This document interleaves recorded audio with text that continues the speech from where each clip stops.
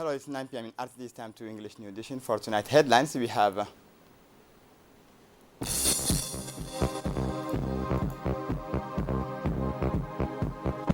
the Prime Minister meets the Students' Associations in Tunisia.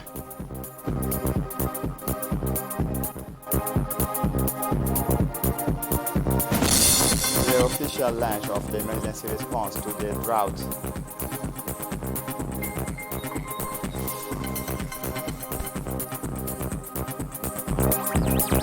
The calm has returned to the capital Tripoli.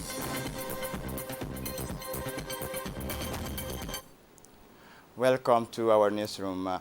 The Prime Minister, His Excellency Abdulkader Kamel Mohammed, met on the sidelines of the TCAT conference in Tunis, the associations of the Egyptian students and trainees. Indeed, there are in total nearly 215 Egyptian students present on the Tunisian soil for various university courses.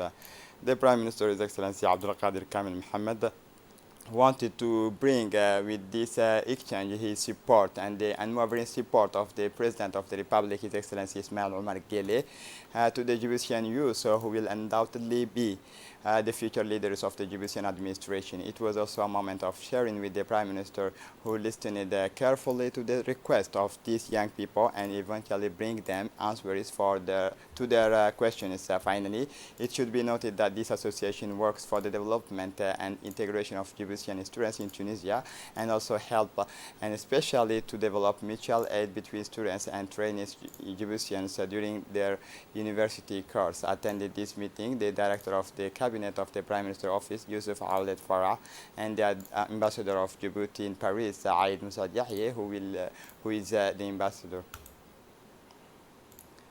The ambassador of Djibouti to Japan said that in the TICAD summit, several points were discussed during this economic forum that ended yesterday, including the recovery of the African economy and its resilience and its post-coronavirus phase, organized jointly by the Japan and the EU Commissioners, United Nations, UNDP, and the World Bank. For his part, the ambassador of Djibouti to Ethiopia, Abdi Mahmoud Eibe, said during the meeting between the prime ministers and the main objectives of this eighth edition is to identify ways to achieve resilience, inclusion, and abundance in Africa in a context of crisis marked by the global epidemic of the new coronavirus of global warming. TICAD 8 aims to promote high-level policy dialogue between African leaders and development partners to mobilize support for Africa's self-reliant development initiatives. The Minister of Social Affairs Solidarity, Ulufa Ismail Abdo, proceeded this Monday, August 29, in the sub-prefecture of Dorra, in Tajura, in collaboration with the United Nations resident coordinators in Djibouti, Mr. Jose Barahona, as well as the Deputy Country Directors and Head of Programs of the World Food Programme, Mr.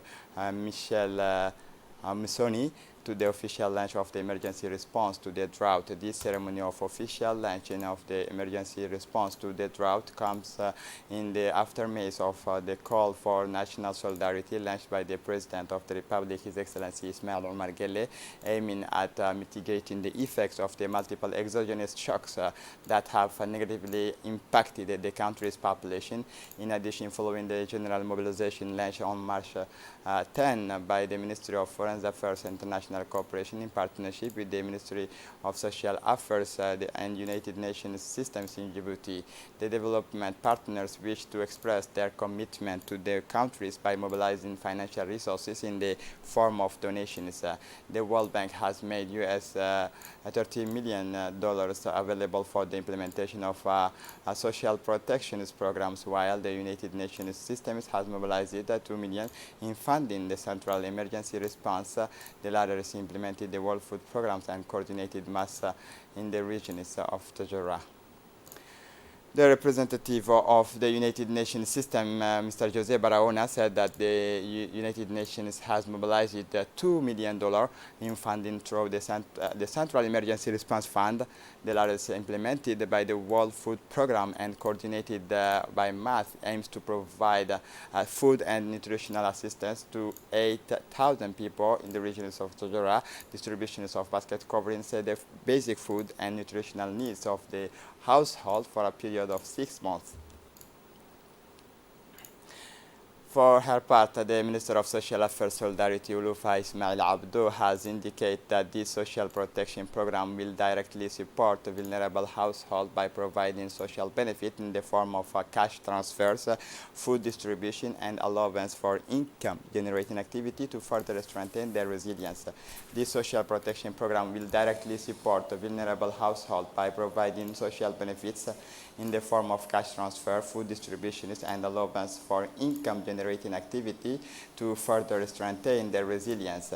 This program will reach 1,539 households, or approximately 19,000 individuals, representing 90% of extremely poor populations for a period of 24 consecutive months. The president of the Port and Free Zone Authority, Abubakar Umar Hadi, signed this morning in a financing agreement with the BCMR at the Damerjog Industrial Park. This financing agreement consists of the construction of the pier of this industrial park, which is the finalization of the first phase. During this signing ceremony, the delegation led by the deputy directors of this institution, Mr. Abdullah Ibrahim Abdallah, was pleased to take part in this large-scale project. During the signing ceremony of the agreement, he delivered a speech in which he explained that this project will have a positive impact on the social and economic development of the country. Today, the DDID, a gigantic structure, remains the perfect illustration of the major role of the Republic of Djibouti to establish a successful regional economic integration in this part of the world, marked unfortunately by the truth of political instability. The oil and gas port of Damerjog will become an essential platform at the mouth of Indian Oceans and the Red Sea, one of the most important maritime routes used for the transport of oil and its derivatives.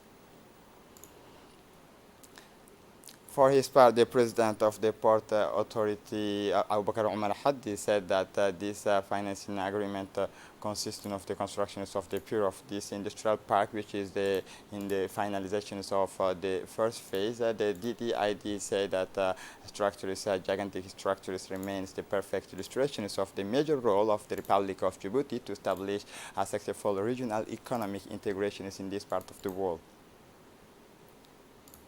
The work of the coordination and consultation meeting of the municipality of Balbala continued yesterday in the premises of the municipality of Balbala to improve the living conditions of the inhabitants of the municipality of Balbala. The work of this consultation meeting was chaired by the mayor of Djibouti City, Said Dawood Mohammed, the sub-prefect of the 5th district, the president of the municipality of Balbala. They also brought together the population's driving forces, namely the local elected officials, members of the neighborhood councils, leaders of the community, and heads of the neighborhoods or municipality of Balbala. In addition to the local elected officials, this coordination meeting also brought together around the same table representatives of different departments and services such as OVD, ONIA, Civil Protection, ADIR, the National Police, and Gendarmerie. Several points were on the agenda of this meeting, namely insalubrity, legal garbage sewage in the neighborhoods, rehabilitation of roads safe after the rains, the fight against juvenile delinquency, the proliferation of fires, and the lack of awareness of this scourge, and other important points for the development of the municipality of Balbala. For his part, the mayor of Djibouti City, Said Dawood Mohammed, insisted that all technical services deploy their means without sparing effort to provide more adequate solutions to the need of the community. The mayor of Djibouti City insisted on the installability of a school that will reopen the door very soon, and the rehabilitations of roads for the thousands of children who will resume the path to school. These coordinations and consultation meeting will allow us to better serve the community and listen to the population in order to improve the living conditions of the inhabitants, but also to ensure a safe and clean, healthy and sustainable environment.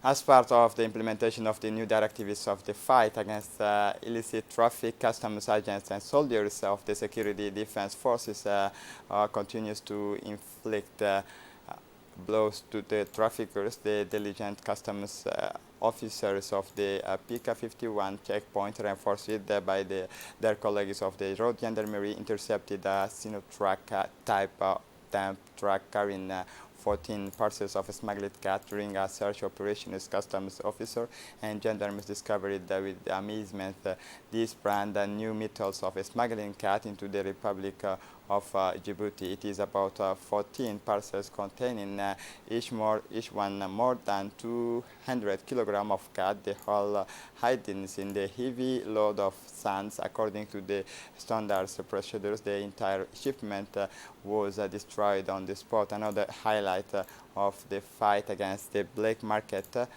the customs division of Arta region is proceeded yesterday to the presentation and legal confiscation of the unstamped product intercepted by the soldiers of the Rapid Intervention Battalion based in the locality of Ali Une in Arta's region. In fact, by order of the commanders-in-chief of the Rapid Intervention Battalion issued Colonel Mohammed Mahmoud Asowe, the military officers of the BIR handed over this morning the cargo to Mr. Yahya Musa Ige, head of the customs division of Arta. The consignment of cigarette, medicines and cosmetic was discovered and seized by elements of the BIR during a routine operation. For his part, the head of the department of the PK 51 of the Customs Brigade said in his intervention on the occasions of this operation of destruction is the seizure of Mr. Yahya Musa Ige said the chief of the customs division of the Artas region said he welcomed the success of the missions and warned the traffickers who wanted to seize the merchandise. Their counter-gang merchandise was intercepted during routine missions of the fight against the traffic of illicit goods. In the heart of the city center, a few meters from the public garden, in a market that may not be known by many of Djibouti, here you can find handicraft and new creations that reflect the diversity of Djiboutian culture. The social counter-workers, driven by the desire to serve and help others, young executive from the Ministry of Social Affairs and Solidarity work in the social file, driven by the desire and the duties to help his compatriot, and above all armed with an unparalleled sense of responsibility. These young people carry out purely humanitarian works by campaigning and helping the most needy families in their needs. A promising and a social dynamic likely to reduce social division and inequalities within the Djiboutian population by recognizing the values of personal responsibilities in the file of work, personal relation, health and safety of the elderly. Remember that these young people have followed several training courses on how to help support the population to improve the living condition of our fellow citizens, and more particularly in the most vulnerable fringe. The first capacity building training session for these artisans of happiness in Djibouti was, according to them, the most crucial.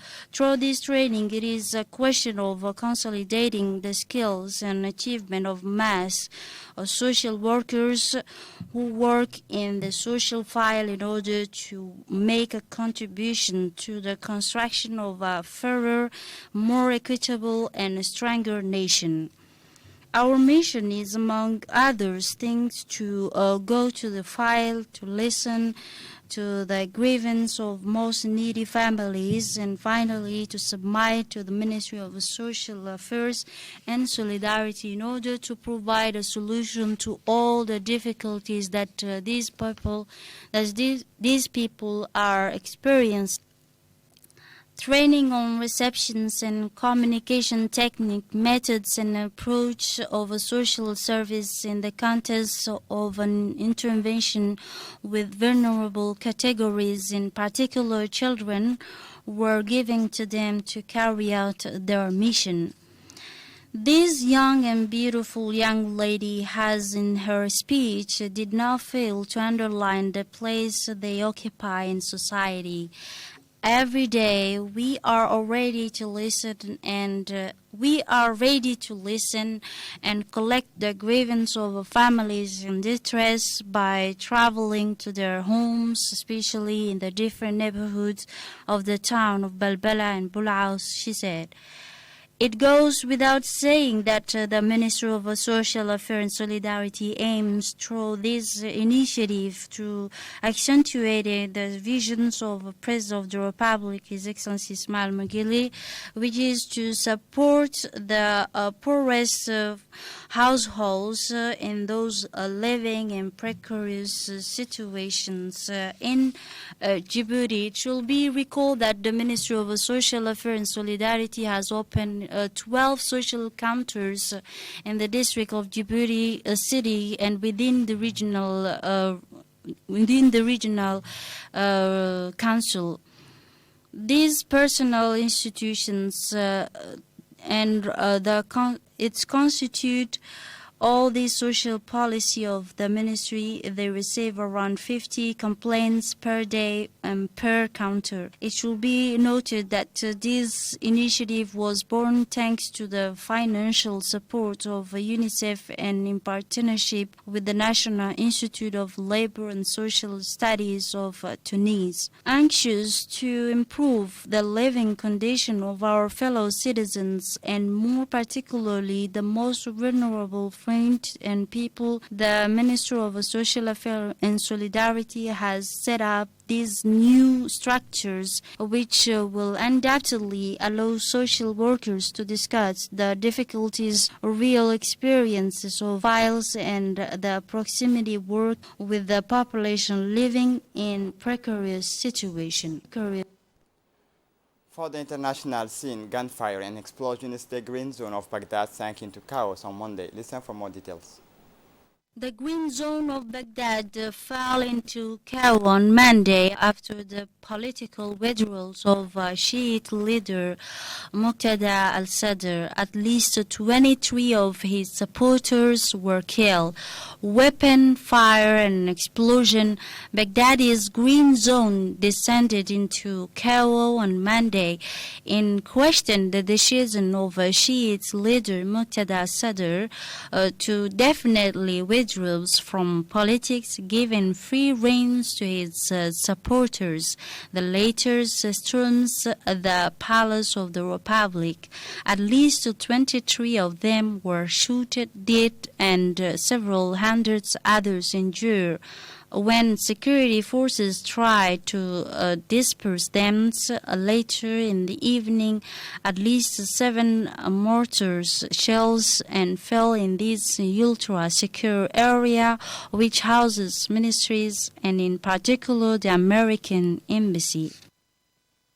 Kyiv announces that it has launched its major offensive on Kherson. Moscow assured that it is a failure, cautions but hope among Ukrainians. Listen for more detail.